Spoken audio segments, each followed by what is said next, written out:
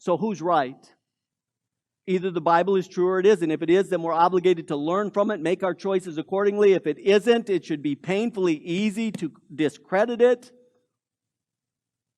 And of course, then it won't matter how we live this life, right? Because seeking pleasure and satisfaction is all it'll matter. No, seeking pleasure is not all that will matter. That's stupid.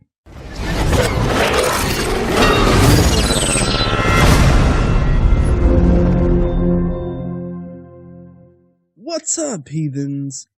Today I am posting a sort of like a short excerpt from my collaboration with Prophet Of Zod. If you guys haven't seen Prophet Of Zod, definitely go down below, check out his channel, subscribe to him. He puts out really quality stuff, so I deeply implore you to go and check him out. Subscribe to him, let him know that I sent you. Now, this is just part of part 2 from my my collaboration with him. So I have both of those videos linked down below. If you want to go and check out the rest of this entire response, definitely go to Zod's channel and check it out. I have in my hand here an apple seed. It's dead! Did this guy just say that seeds are dead? Ma'am, I teach facts in my classroom. 4 plus 4 equals 7. I mean, how does that become this? And where did this come from? Are you crazy? Show me a miracle. I'm not holding a handful of dirt. It's an apple. Evolution, at its heart, claims that man created God. Yo, Zod, can you believe this shit, man? Oh, good Lord. Does it even occur to this guy that maybe scientists just do their job without obsessing over his personal religion?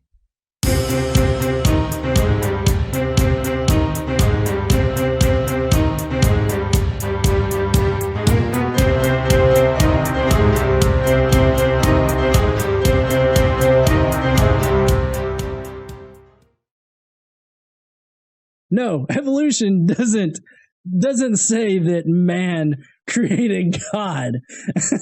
That's smart asses on the internet that like to bring that fact up to you. Evolution doesn't claim that. Evolution is just a description of how biological organisms change over time with regard to their current environment. If an organism changes environments, then they're going to evolve differently. Ring species is a really good example of this. In a ring species, you have one central species that the group splits and it goes in 2 separate directions around a continent, say. And in that continent, it has different environments. Well, by the time those species meet up on the other side of it, they are so different that they can't intermingle, like they can't reproduce with each other, which, just to reference, that is the exact definition that the Bible lays out to specify a kind. Just because it makes it uncomfortable for your faith for that kind to exist doesn't mean that it's wrong. And the Bible claims that God created man. Celebrity deathmatch, reality versus the Bible. So we're talking about macroevolution, the theory that says things came out of nothing and that they originated randomly and over billions of years, simple life progressed to what it is now. Okay, all I've got to say is really, you think this happened? Smoke weed every day.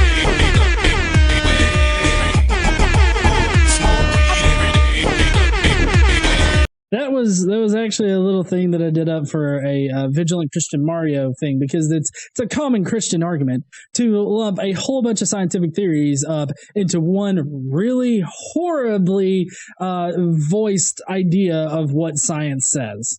Because to lump in abiogenesis, the Big Bang Theory, stellar evolution, and how our world was formed, and all of these other things that require so many different scientific theories in order to explain, he lumps it all into a narrative that he can understand, and that's randomly some dude farted in the middle of the universe and then boom, Earth was created. For them to do that, it just really highlights how much they do not understand of science, like how little they understand of science. Now, as a student in high school and college, I was taught evolution as a fact. As a young teacher, I taught evolution in my classroom as a fact. I don't remember ever being shown a single quote from a reputable scientist who did not believe in evolution. So naturally, I thought every scientist believes it's true, so it must be true, and science must prove it. And I'll guarantee you that I'm joined in that thinking by millions upon millions upon millions of Americans. That all changed when my public school sent me to a science conference. Had they known who all the speakers were, they might not have sent me. It's not a very good science conference if you have crackpot scientists that are there being like, see, evolution doesn't work because God had to create the universe because that's what the Bible says. The argument against evolution is God did it. I mean, that's you can dress it up any way that you want to, but that is essentially the argument against evolution. It's like, no, God did it. He went poof one day, and then all of a sudden everything was here. I never knew that many reputable scientists reject evolution as utter nonsense. My teachers and yours didn't tell you about that, but then your teachers and college professors probably didn't know either. I'm going to give you some quotes from some top-tier scientists. It's really kind of disingenuous for you to bring up these quotes from fringe scientists in the community. Instead of bringing up these quotes that you're about to bring up, it would be better if you brought evidence to the table rather than an appeal to authority.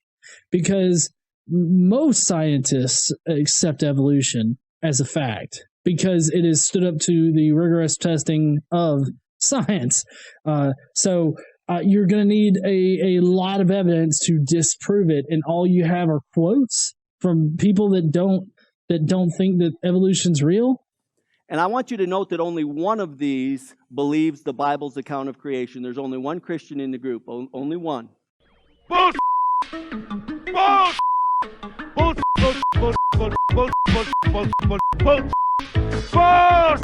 Okay, so he's specifying that there's only one Christian in the group, but I can bet you that all these people work for intelligent design places or Christian schools or something like that. Like they may not be Christian or subscribe to the Christian view of the Bible, but they're all biased in some way. Let's just see. David Berlinski, PhD in math, Princeton. The theory of evolution is the great white elephant of contemporary thought.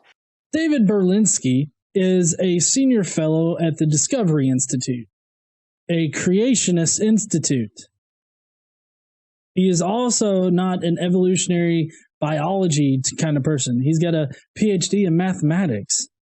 It is large, almost entirely useless, and the object of superstitious awe. I can produce word salad too. I mean, I can't do it as well as these guys, but I have that whole rationality thing that gets in the way. Michael Denton, MD, molecular biologist. Again, Michael Denton is a senior fellow at the Discovery Institute, a creationist institute. Ultimately, the Darwinian theory of evolution is no more or less than the great cosmogenic myth of the 20th century. The overriding supremacy of the myth has created a widespread illusion that the theory of evolution was all but proved 100 years ago, and that all subsequent biological research, paleontological, zoological, and in the new branches of genetics and molecular biology, has provided ever-increasing evidence for Darwinian ideas. Nothing could be further from the truth.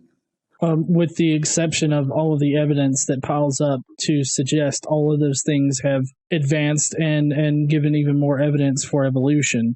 I mean, it's just that silly evidence thing that I've got to go with. I mean, Isaac Manley, MD, Harvard Medical School. Again, he was a valued member of a association known for creationism. You said that there was only one person that believed in the Christian view of Genesis and everything like that, but all of them are creationists. I don't know why you got to preface it with like this half lie kind of thing. I thought, honey, isn't that against the Ten Commandments and stuff? What? Lying? Yeah. It is? I thought so. Evolution is a fairy tale myth.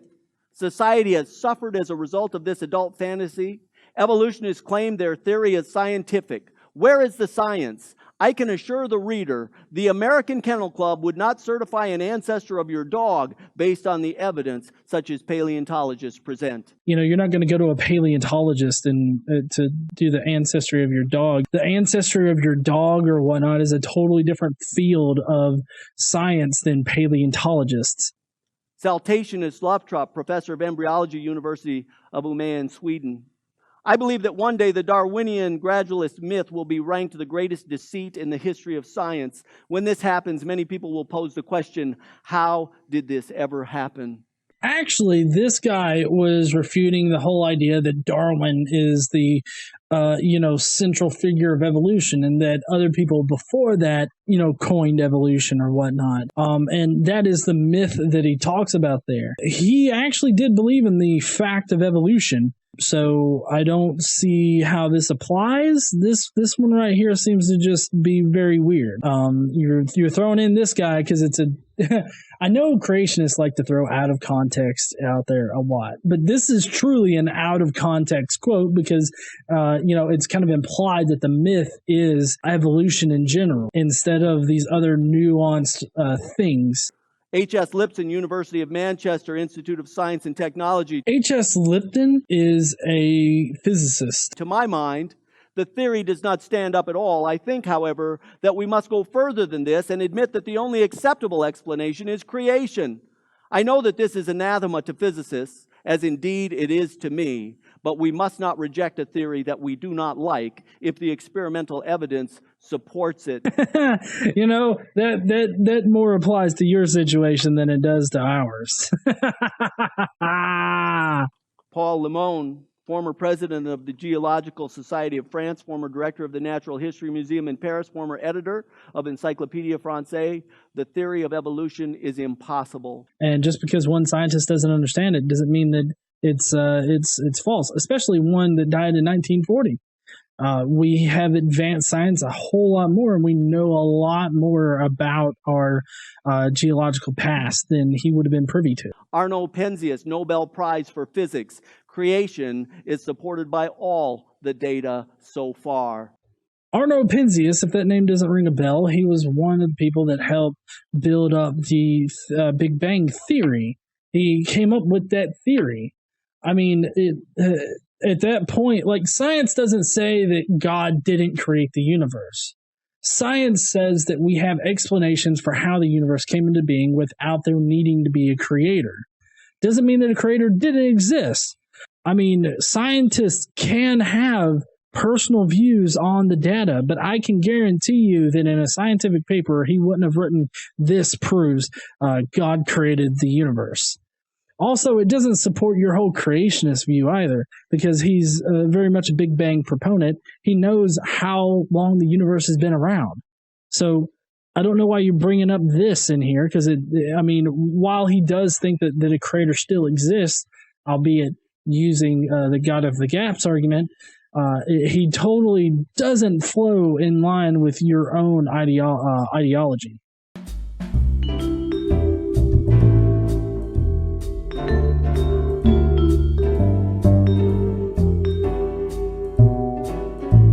I feel like a broken record at this point. I mean, true, there are scientists out there that don't agree with evolutionary theory, but that should not be taken as any kind of evidence towards disproving evolution as a theory. If anybody out there says, "I don't believe in evolution, it's just all bull crap," regardless of their credentials or anything like that, they are demonstrably wrong. This entire section here has been an argument from authority. And it's an argument from authority because he's saying that these people are scientists, and just because they are scientists, it gives validity to what they are saying. It shouldn't be because they are scientists. It should be because they present evidence that contradicts evolution, and that is just simply not what they have. All they have is anecdotal quips about how they don't believe in the theory of evolution. When I first began to hear these kind of statements, I was angry. Not so much at the statements, but that I could have a college degree and years of teaching under my belt without ever having heard this. I'd also like to point out how obviously formulaic and contrived this narrative is. I spent my whole life not having any idea that any scientist disagreed with evolution, but then one day my school, which was trying to hide creationism from me by the way, sent me to a conference where some speakers showed me that it was all a bunch of 4 plus 4 equals 7. If anything about this story is true, there's no way it played out as simply as he's letting on. That aside, keep in mind that quotes by a handful of people says nothing about the strength of the scientific consensus on evolution. It's fully expected that in a culture steeped in Christianity, a few people within the sciences, or presenting themselves as scientists, would continue to cling to biblical literalism. If anything, it's telling that nearly all scientists within such a highly Christian culture would reject creationism. So who's right? Either the Bible is true or it isn't. If it is, then we're obligated to learn from it, make our choices accordingly. If it isn't, it should be painfully easy to discredit it. And of course, then it won't matter how we live this life, right? Because seeking pleasure and satisfaction is all it'll matter. No, seeking pleasure is not all that will matter. That's stupid. You know, one fact that's very evident is that leading evolutionists and science teachers and professors in public schools and universities are typically very militant in their attitudes. As a group, their line of thought is either you believe in evolution or you're an idiot or a religiously motivated fanatic. Okay, here's the thing. Creationism is obviously and ridiculously wrong. When you bring it up and an educator doesn't take you seriously, he or she doesn't necessarily think you're an idiot. It just means you're wrong and they can't waste class time on it. That's all. This mindset, what does it do? I mean, it just stops good science in its tracks. It puts enormous pressure on young people to follow the party line without asking questions. But is it good science? Well, I'm just going to give you 2 examples. This morning, 21 minutes into this 38-minute sermon, and he's now going to get into the science. After belaboring a stupid analogy, telling us how the Bible tells us we have no excuse for believing the Bible, appealing to the idea that there's no meaning or morality without God, throwing a bunch of hand-picked quotes at us, and trying to make the congregation feel insulted by the scientific community, he's going to go into 2 specific points about evolution. Jiminy Christmas. I was expecting typical creationist horse, and you still managed to disappoint me.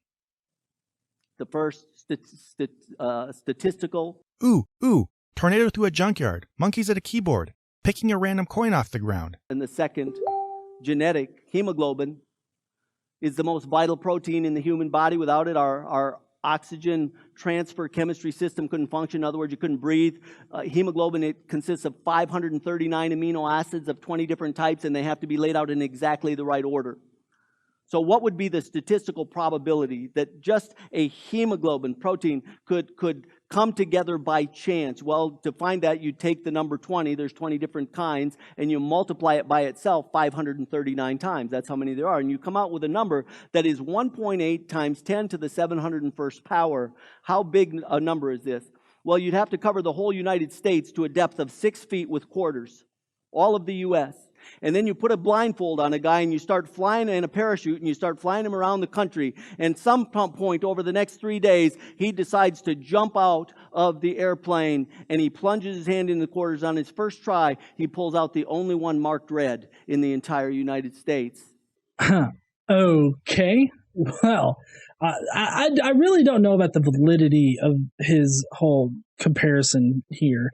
I mean, I'm not going to sit here and take the measurements of a quarter and see exactly how many quarters it would take to fill up the entire United States, up to 6 foot or whatnot, and all that kind of stuff. I mean, true, it's highly improbable that something like that would happen, but we do know that it happened because we are here. Just because something's highly improbable does not mean that it didn't happen. Just like God is highly improbable to exist.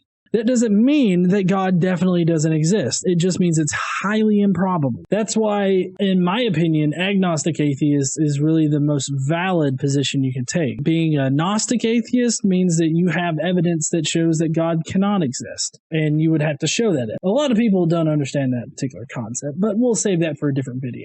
But for the purpose right here, he's saying that like you get one guy up there around and then he dives out of the plane and he gets the quarter on the first try. It doesn't have to be the first try. In fact, if you were to accurately simulate it, you would have to get like so many planes up in the air at any one point in time, because every microsecond, every nanosecond is a chance for a chemical process to happen, for something to happen. So it's not like there were very few chances for it to happen. There's a monumentally large amount of chances for this thing to happen. And this is what gets into pigeonhole theory. Basically, if you have something that's very improbable, but you have a huge amount of chances in which to work with, you can guarantee with 100% accuracy that it is definitely going to happen, because the pool is so large for you to pull from.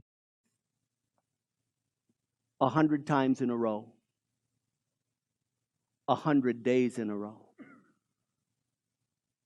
And even that doesn't come close. That number is more than there are grains of sand in the universe. Well, heathens, I hope you enjoyed that small part of his video. Like I said before, if you want the rest of it and want more, like the first part of the response, go to Zod's channel, check it out. I have both of the videos linked down below. They're really good responses. Zod did an awesome job on this video. I will see you heathens later, and don't forget to stand up and use your voice. Bye, heathens. Have you